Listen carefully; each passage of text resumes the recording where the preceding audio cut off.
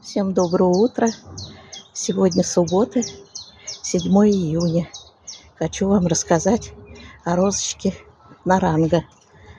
Такая она выросла за 2 года, плетистая. Покупали у Полины Козловой. Вот такой цветочек на второй день. Такие бутончики красивые. Распускается бутончик. Листва блестящая, здоровая. Вот такая красивая.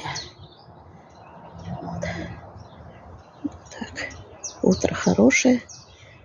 Все еще настроение вообще праздничное. Летом всегда. Лето — это праздник. Лето — это радость. Вот. Всего вам доброго. First Lady Мэри Энн.